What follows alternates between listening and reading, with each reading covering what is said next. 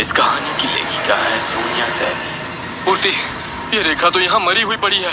इसके शरीर की हालत देखकर लग रहा है किसी ने इसको नोच नोच कर खाया है। जल्दी चलो यहाँ से, अब हम यहाँ एक पल भी नहीं रहेंगे। पवन के इतना कहते ही संजू उनकी गोद से उतरकर रेखा के पास खड़ी हो जाती है और गुस्से में नामे गर्दन हिलाने लगती है।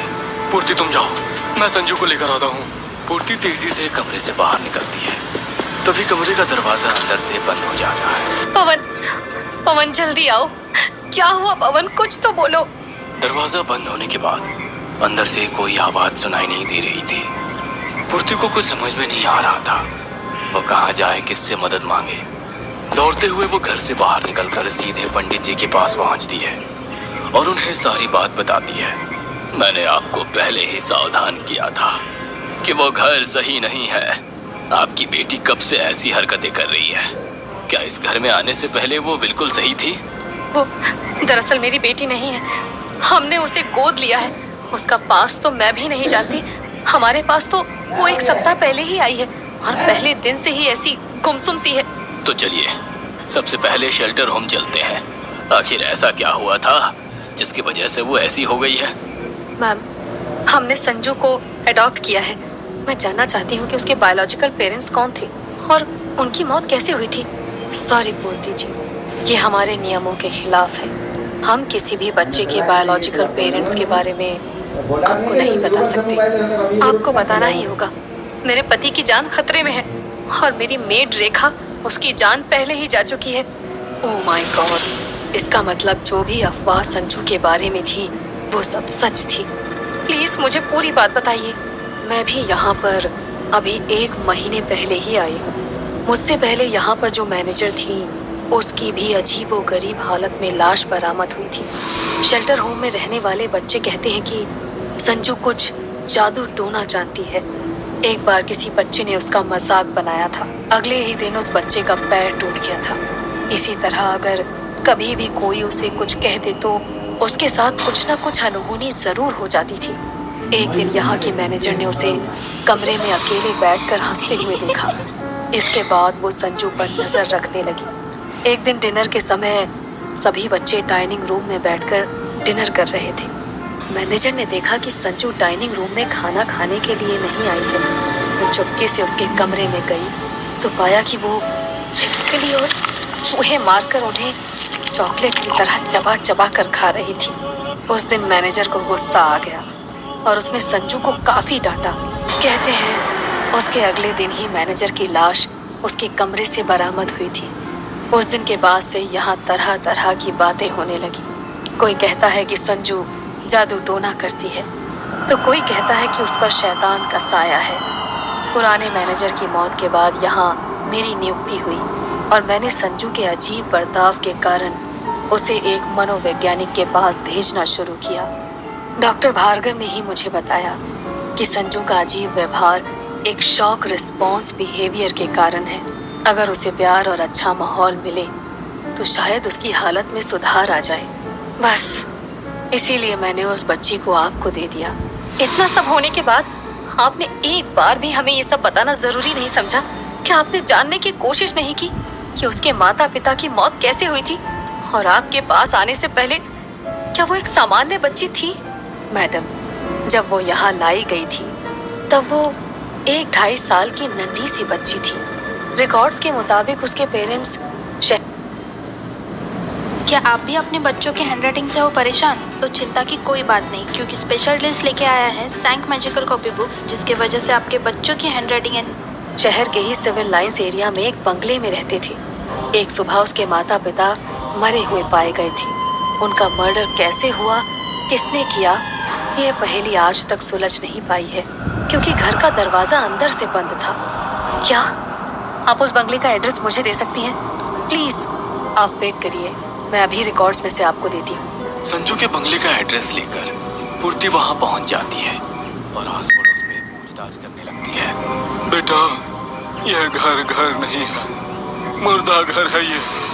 यहाँ जो भी आया कभी आबाद नहीं हुआ। कई साल पहले यहाँ एक सन की औरत रहती थी। उसका 5 साल का बेटा गंभीर बीमारी के कारण मर गया था। बेटे की मौत के बाद उसका मानसिक संतुलन बिगड़ गया था। उसे लगता था कि वो अपने बेटे को वापस जीवित कर सकती है, इसलिए उसने महीनों तक अपने बेटे के शव को अपने साथ घर में रखा और ना जाने कौन कौन से तंत्र मंत्र करने लगी। फिर एक दिन उसके घर से लाशों के सड़ने की दुर्गंध आने लगी।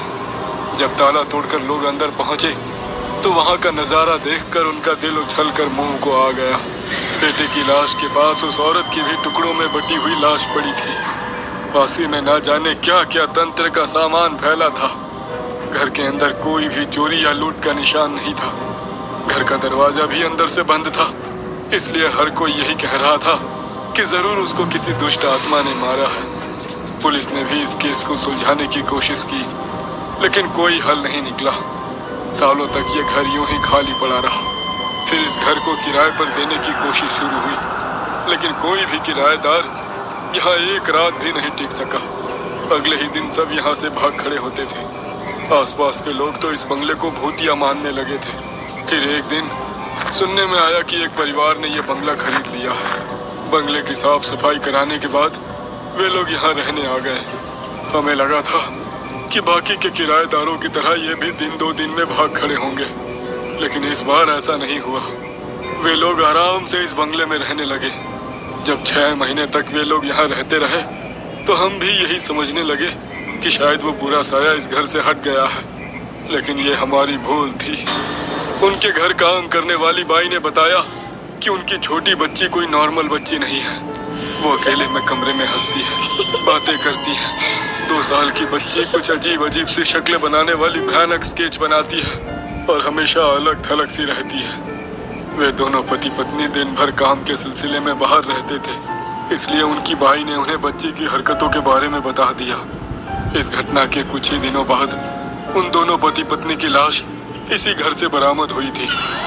इस बार भी घर का दरवाजा अंदर से बंद था और उन दोनों की लाश इतनी बुरी हालत में मिली थी कि लगता था शरीर की एक एक हड्डी टूट चुकी हो। पूरे घर में खून ही खून फैला हुआ था और उनकी बेटी संजू बड़े आराम से पास में बैठी हंस रही थी। पुलिस ने केस दर्ज करके छानबीन करने की बहुत कोशिश की, लेकिन कुछ हाथ नहीं आया। इस घटना से पड़ोसी रिश्तेदार इतने डर गए थे कि कोई भी संजू की कस्टडी लेने के लिए आगे नहीं आया और अंत में पुलिस ने उसे शेल्टर होम भेज दिया। हो ना हो, मुझे तो लगता है अपने बेटे को जिंदा करने के लिए उस सन की औरत ने गलती से किसी शैतान को बुला लिया था, जिसने उसकी भी जान ले ली। बरसों तक वो शैतान इस घर में कैद था, लेकिन जब एक छोटे बच्चे का कोमल शरीर उसे मिला तो उसने उसी को अपना घर बना लिया। वो लड़की संजू कोई बच्ची नहीं है, शैतान है वो शैतान, जिसने अपने खुद के माँ बाप को भी नहीं छोड़ा। संजू की पूरी कहानी सुनने के बाद पूर्ति का सर चकरा रहा था। मेरे पवन की जान खतरे में है, मुझे उन्हें बचाना होगा। पूर्ति दौड़ते हुए अपने घर पहुंचती है। पवन, तुम कहाँ हो? जल्दी से बाहर आओ। पूर्ति देखो, हम यहाँ आइस पाइस खेल रहे हैं, तुम हमें ढूंढो। पूर्ति दौड़ते हुए इस कमरे से उस कमरे में ढूंढने लगती है। प्लीज पवन, जल्दी बाहर आओ प्लीज। पूर्ति को पवन और संजू की हंसने की आवाजें सुनाई देती है। देखो, हम ऊपर छत पर हैं। पूर्ति दौड़ते हुए छत पर जाती है। सामने उसे पवन छत की रेलिंग पर खड़ा हुआ दिखाई देता है। पूर्ति उसे नीचे उतरने के लिए बार बार कहती है। उसकी पूर्ति की ओर देखते ही वो छत से नीचे कूद जाता है। पवन, नहीं, ये नहीं हो सकता। पवन, पवन। पूर्ति रो रही होती है। तभी दरवाजे की ओट से संजू सामने आती है और उसे देखकर मुस्कुराने लगती है। अचानक ही पूर्ति के हाथ और पांव ऐंठने लगते हैं, जैसे कोई उन्हें मरोड़ रहा हो। पूर्ति दर्द से तड़प रही थी। तभी कड़कड़ की आवाज के साथ उसके हड्डियों के चटकने की आवाज सुनाई देने लगती है और उसकी गर्दन पीछे की तरफ घूम जाती है। पूर्ति का बेजान शरीर जमीन पर गिर चुका था और संजू फिर से अपने कमरे में जाकर शैतानी ड्राइंग बनाने लगी थी। अगले दिन पुलिस ने केस सुलझने तक संजू की कस्टडी वापस शेल्टर होम को दे दी थी। ये कहानी इसमें भी आ गया।